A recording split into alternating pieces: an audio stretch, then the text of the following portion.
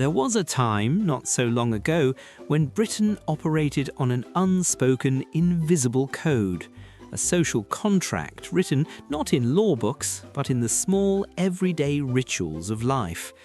They weren't just dusty rules inherited from Victorians, they were the essential social glue that held our communities together, ensuring everyone knew their place, their role, and their responsibilities. From the pristine ritual of afternoon tea to the specific, almost military precision of public queuing, these manners weren't just about politeness, they were about social predictability.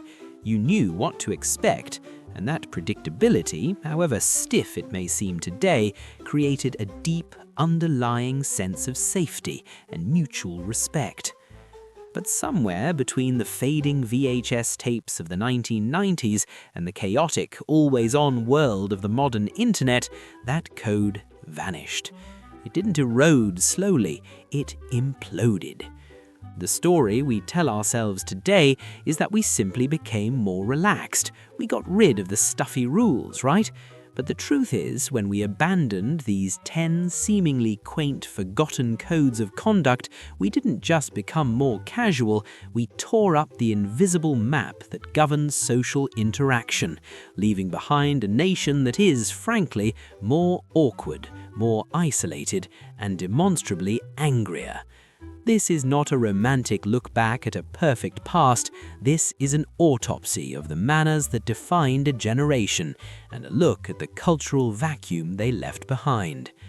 Let's begin the countdown with the most sacred institution of all, the one that truly tested the British soul, the queue. The queue for the British was never just a line, it was a philosophy, a national character test. It was a demonstration of a profound, almost spiritual commitment to fairness.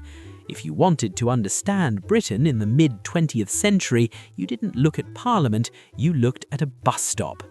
The rules were simple, non-negotiable, and enforced by silent collective agreement. First come, first served.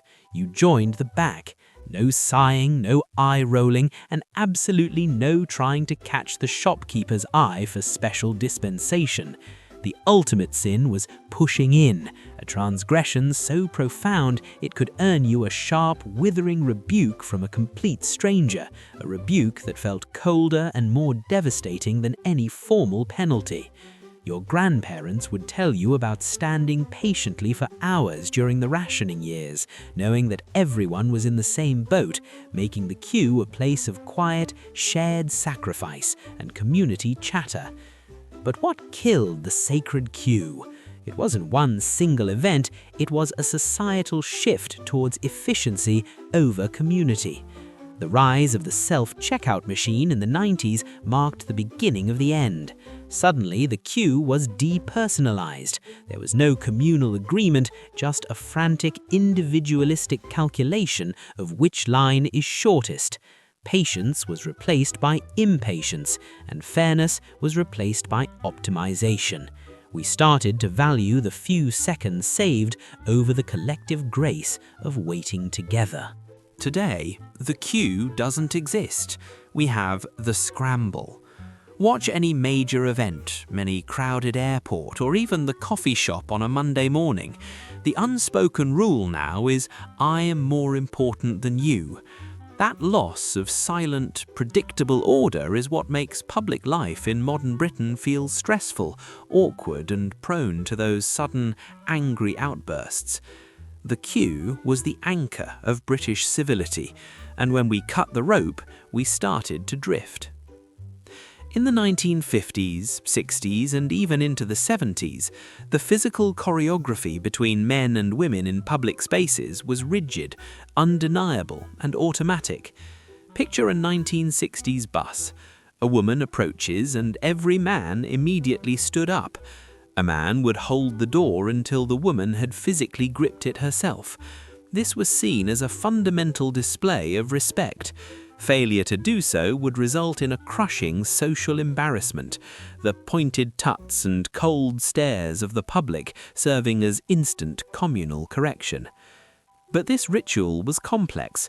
It was a fine line between respect and patronizing, and as Britain rapidly industrialized and fought for gender equality, that line blurred and eventually snapped. The old courtesy often felt like a small, harmless performance of chivalry, a way for men to feel like gentlemen, regardless of their actual conduct. Think of characters like Del Boy Trotter in Only Fools and Horses, perpetually trying to execute the grand gesture of courtesy, but often failing spectacularly, highlighting how awkward the tradition could become even before its demise. The death of this ritual was accelerated by the push for gender parity.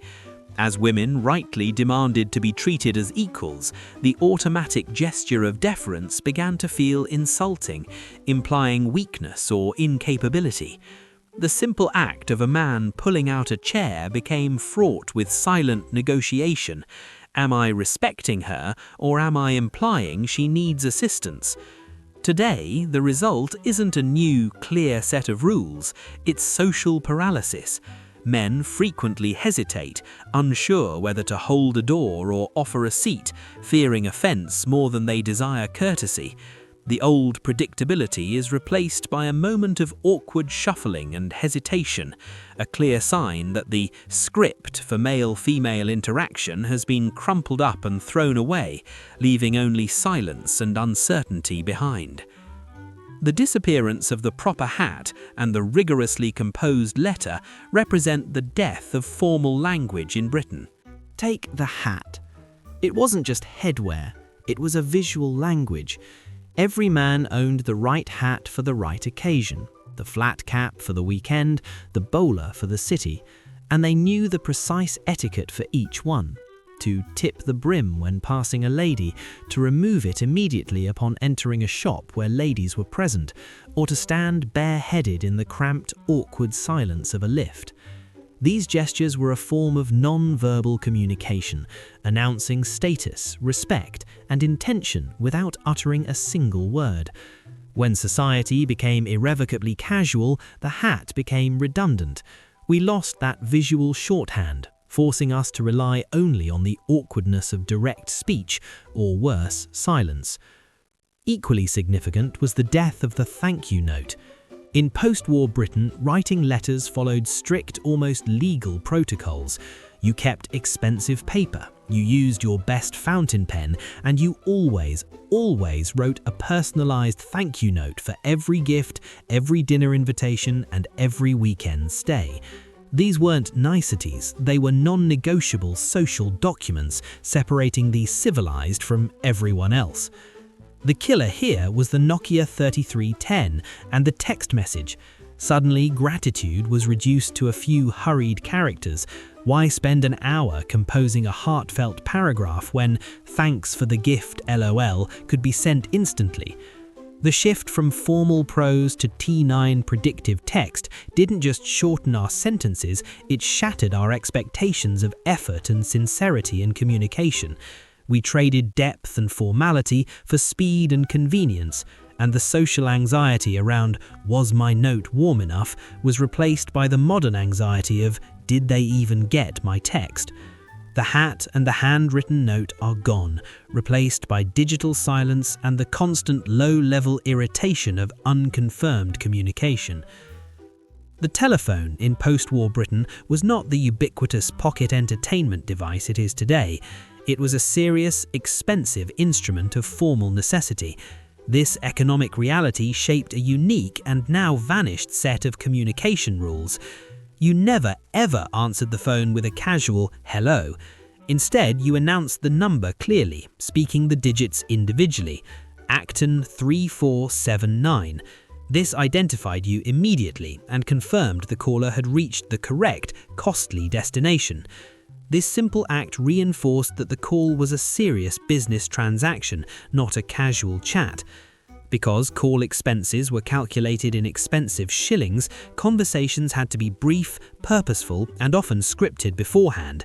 People kept little notepads by the telephone table, writing down the key points they needed to cover, ensuring not a single shilling was wasted on rambling small talk. Children were taught never to answer the family phone unless explicitly given permission, and when they did, they had an exact drilled script. The dreaded pips, the warning sounds that your money was running out in the phone box, sent people into a genuine panic, trying to cram an entire lifetime of news into the last 5 seconds. The formality extended to privacy too. The notorious party lines meant real-life neighbours might be listening to your conversation, forcing you to keep things appropriate and brief. The irony today is profound. We have unlimited calls, but we rarely talk. We replaced the high-cost, high-formality phone call with the zero-cost, zero-formality text message.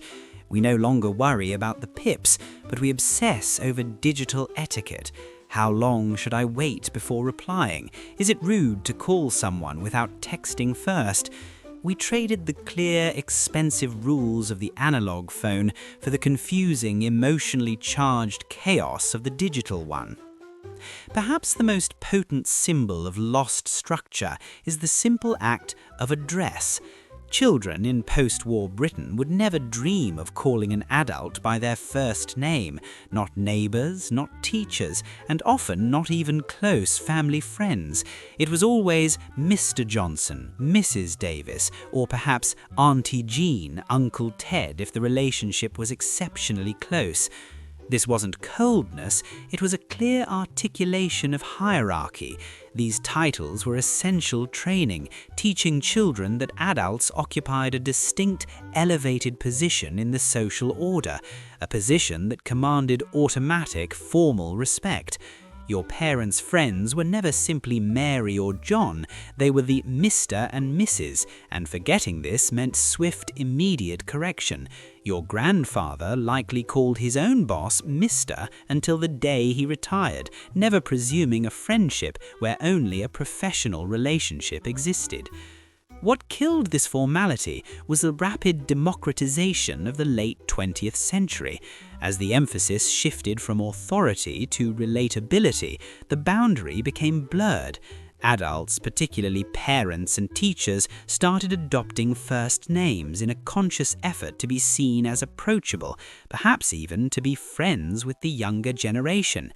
The result is a subtle but profound change in the social landscape. When the firm boundary between child and adult dissolved, the very role of the adult began to erode. We now live in a culture where the lines of authority are constantly questioned, where experience is treated as equivalent to inexperience, and where the clear, comforting structure of knowing your place has been replaced by the uncomfortable feeling of having no place at all. We've covered the heavy hitters, the cue, gender courtesy, and the death of formal address. But to complete our autopsy of British civility, we must briefly acknowledge 5 other vital customs that slipped quietly into the abyss. 6. Meal times, the sacred family table. The ritual of the family dinner table was once a daily masterclass in discipline, elbows off, knives held correctly, asking to be excused, and never ever touching food until everyone was served. This discipline reinforced family unity and hierarchy. Its decline was signaled by the rise of the TV dinner and eating on the sofa. The table, once the social centre, became just another piece of furniture, and the loss of that dedicated shared space further atomized the modern British family. 7. Holding doors open. The death of awareness. Holding a door open for others was never just polite, it was a fundamental expectation of decency based on constant situational awareness. You had to be looking behind you, anticipating the needs of others. The decline of this custom wasn't due to rudeness, but due to digital tunnel vision. With faces glued to screens, people are no longer observing their surroundings. They have lost the ability to perform that simple, beautiful human transaction of noticing someone else. The door swinging shut in someone's face is just a side effect of a population looking down. 8. Visiting someone's home. The appointment ritual. In decades past, you never simply dropped by unannounced. Visits were arranged days in advance, and you were expected to arrive precisely on time, not early, not late. Arriving uninvited suggested a profound disrespect for your host's time and schedule. Today, the expectation of instantaneous access and the casual "I'll just text you when I'm outside" have killed the ritual. The spontaneity is appreciated perhaps, but we've lost the ceremony and the structured respect that defined the guest-host relationship. 9. Public transport conduct. The mobile community. Buses and trains used to operate as mobile communities. Conversation was muted, seats were automatically reserved for the elderly or pregnant, and reading someone's newspaper over their shoulder was unthinkable. You thanked the driver and the conductor. The modern equivalent is marked by noise-cancelling headphones and fierce avoidance of eye contact. Public transport shifted from a shared social space to a necessary evil, where the overriding goal is to protect one's own solitary digital bubble. 10. Scraping plates. The fear of waste. The rule to scrape plates clean and waste nothing was practically a moral imperative, rooted deeply in the painful memories of World War II rationing. It was about more than food, it was about thrift, responsibility, and gratitude for what you had. The casual abundance of the modern age, the expectation that everything is disposable and replaceable, eliminated this moral pressure. The disappearance of this rule mirrors the broader shift from a culture of scarcity and preservation to one of convenience and consumption. And there they have them, the 10 codes of conduct that once operated as the foundation of British social life. When we look back at these rules, it is easy to mock them as being fussy, stiff, and outdated, and perhaps many of them were. But the truth is this: manners were not about being polite, they were about being predictable. They were a shared instruction manual for navigating the often awkward business of public life. Everyone knew the script. Men stood up, you queued at the back, you wrote the letter, you used the title. This shared predictability created a baseline of social security. You knew exactly what was expected of you and, crucially, what to expect from others. The ultimate tragedy is that when we discarded the old rules, we failed to create a viable new set. We replaced structure with ambiguity, clarity with caution, and shared conduct with individual self-interest. The result is the modern, awkward Britain, a place where we are perpetually hesitant about holding a door, confused about how to address our superiors, and quick to anger when others don't adhere to our own personal, invisible set of rules. We didn't get rid of manners, we just made them subjective, turning every public interaction into a potential flashpoint of confusion and resentment.